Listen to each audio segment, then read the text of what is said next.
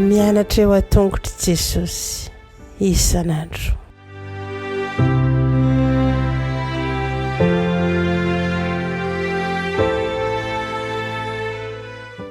Faly miarabantsika tsirairay avy indray tonga eto amin'ny lesona ho an'ny lehibentsika amin'ity an'io ity dia mirary ny soa indrindra ho anao sahady ianao izay manaraka tsy tapaka izao fandarana izao.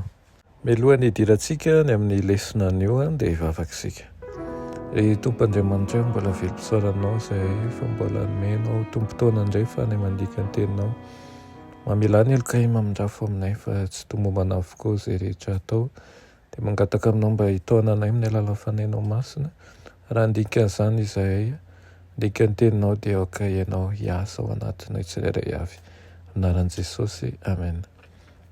Lohateny lesona antsika androany dia manao hoe ilay Andriamanitra maniry ombantsika.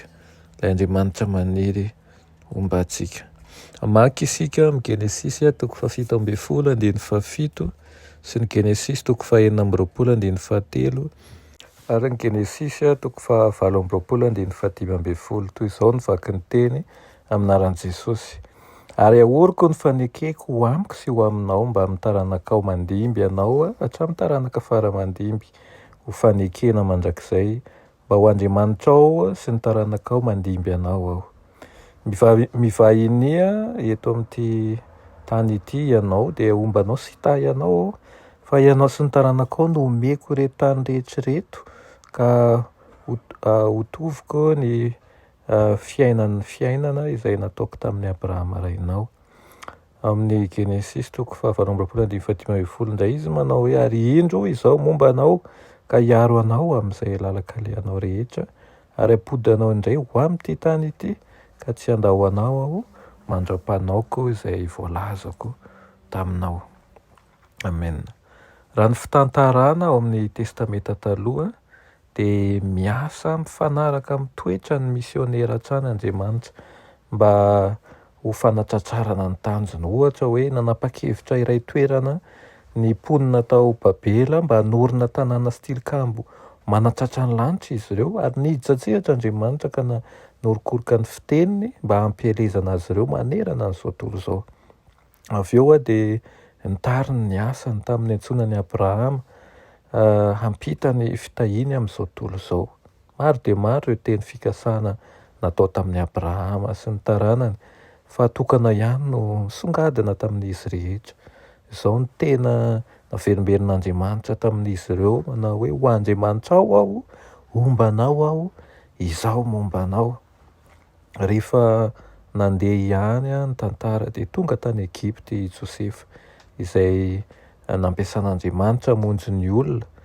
Tao anatin'ny toe-javatra rehetra ny ainan'i Josefa na ny sarotra indrindra aza dia ambara amin'ny Baiboly fa Jehovah nomban'i Josefa. Asaiko ianao hamaky manokana ny Exodosy 7:20. Mahitantsika ny zava-miseho rehetra ary ahafahantsika hametraka ihany koa ny fanontaniana manao hoe inona moa izany no anisan'ny tanjona lehibe n'ilay fitoerana masin'ny testamenta taloha. Nanapa-kevitra ny omban'ireo zanany amin'ny fomba hafa Andriamanitra ary no hamafisiny tamin'i Mosesy ny faniriany onona eo amin'ny zanak'Israely tamin'ny nanorenana ny tabernakely sy ny nanatrehany rafitra ho amin'ny tanjona izay voafaritra tsara izay nanondro ny fomba natanterana ny asany dia Jesosy Kristy. Ary natao hanehoana ny fahafatesana sy ny asa fanelanelana natao amin'ny Kristy ireo biby natao fanatitra sy ny fisoronana teo amin'ny rafi-pivavahana jiosy. Raha tsy noho ny fifandraisan'ireo fombafomba ireo tamin'ny Kristy dia tsy nisy hevina na hery akory ireo zavatra rehetra natao ireo. Hitantsika amin'izany fa aoka tsarovintsika mandrakariva fa Andriamanitra dia tena te hiaraka amintsika mandrakariva.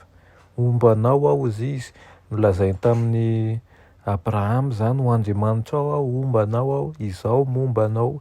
Dia zany teny fikasana izany ihany koa no amintsika ankehitriny ianao izay manaraka izao fandarana izao, izao hafatra izao ankehitriny dia tsarovy fa momba anao Andriamanitra. Andriamanitra ao tokoa izy a, ary tsy mamela anao irery fa tahaka ny tantanany any Abrahama, ny tantanany any Josefa, na dia nandalo fotoan-tsarotra aza Josefa ny amin'ny zavatra rehetra ny ainany, nefa izy a dia tena hoe ny filazantsika zay hoe innocent izy amin'ny zavatra rehetra natao a, nandeha fotoana tsarotra dia hoy volazan'ny soratra masina manao hoe Jehova nomban'i Josefa mandrakariva. Aoka hanana faharetana tahaka an'ireo tokoa isika ary atsapa fa Andriamanitra dia momba antsika mandrakariva. Amen. Ry Andriamanitra tsara indrindra ao, misaotra anao ny amin'izany teninao izany, misaotra ny amin'ny teny fikasanao ihany koa izay mampatsiahy anay fa momba anay tokoa ianao. Aoka izahay ankehitriny andeha ampinoana sy fahatokiana ary tsy hisalasala na hatahotra satria fantatray fa momba anay ianao ary ny momba anay dia mahery lavitra noho ny momba ny fahavalonay. Amin'ny anaran'i Jesosy. Amen.